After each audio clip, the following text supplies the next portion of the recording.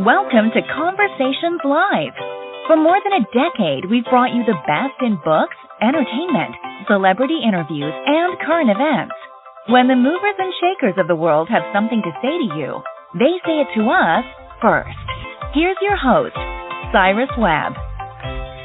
Welcome back, everyone, to Conversations Live. I'm your host, Cyrus Webb. Glad you all could join us once again. Before a radio audience tuning in at WYAD 94.1 FM and WYADonline.com, we're glad that you all can be with us.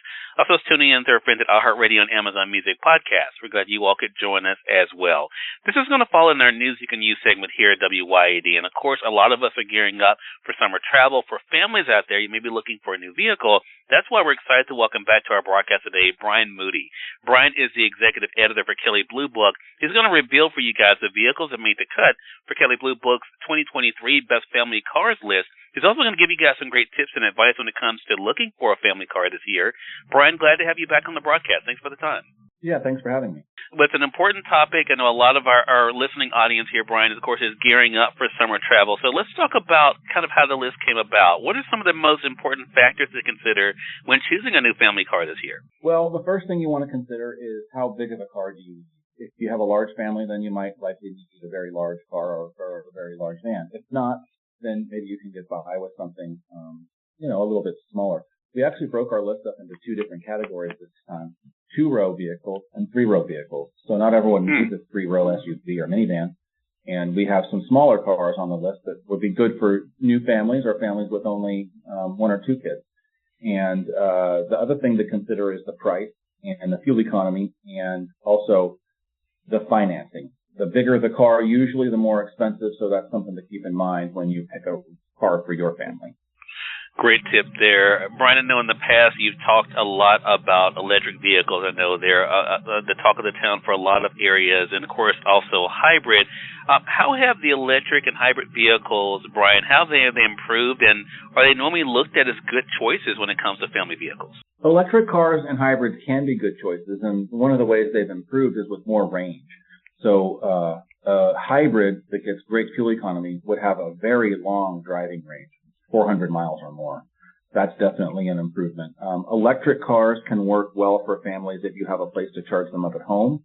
That's usually the best case if you're doing errands. But we also recommend plug-in hybrids. Those can be very good as well. A couple of the cars on our list can be had as a hybrid or not. And that's something to look into when you're doing your research, if it's going to work for you, or if you just want a traditional gasoline-powered car. Love that. Well, the way that we also are getting vehicles definitely changed a lot, Brian, over the past several years. Can you share some tips for car shopping, whether we're doing it in person or if we're doing it online? Right. If you're looking for a new car, there's so much information available online these days. I always tell people, start your research online. You can do that in the comfort of your own home. You don't need to go anywhere. You can look at, see what the cars look like. You can look at the colors, the textures. You can look at the prices.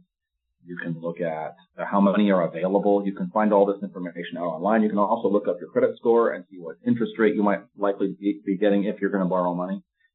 Those are all things you can do online. What you can't do online is test drive, and you can't see if your stuff will fit. So those are things you're going to have to do when you go down to a dealership. Once you've narrowed it down to, say, 2, 3, or 4 cars, then start visiting different places and make an appointment to look at the car ahead of time and then see if your family and your things will fit effortlessly. Love that. So great things. And, of course, as you mentioned, of course, the test driving is something a lot of people look forward to. As I mentioned, of course, one of the things that Kelley Blue Book has done, Brian, is being able to give us their picks for this year's Best Family Cars list. Can you tell us some of the top vehicles that made the list?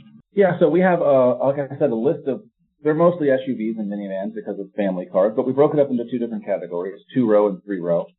In the 2-row category, we really like the Toyota RAV4. That's available as a gas-powered car, a hybrid, or a plug-in hybrid. We also like the Hyundai Ioniq 5. That's an all-electric car. It has the look of an 80s hatchback almost. It kind of looks retro on purpose. We like that. And we also like the Subaru Outback as well as the Honda CR-V. For larger 3-row SUVs, the Honda Pilot is a very good choice. We think the Pilot is excellent. There's a new Trail Sport version, which is better for off-roading. There's lots of good tech. It has a roomy interior, good looking, easy to drive. If you want a big SUV, look for the Ford Expedition. We think that's an excellent one with lots of interior space, even good for towing on that one. The Toyota Highlander is, everyone likes Toyota Highlander. It's just one of those go-to choices. We also think people should test drive the Kia Telluride. Kia Telluride is a relatively new SUV, but it's got a great exterior look. The interior is roomy. Lots of great patterns and colors available both on the inside and the outside. Just an excellent SUV all around. About a mid-sized 3-row SUV, the Telluride. So not too big that you can't park it at the local shopping center. Gotcha.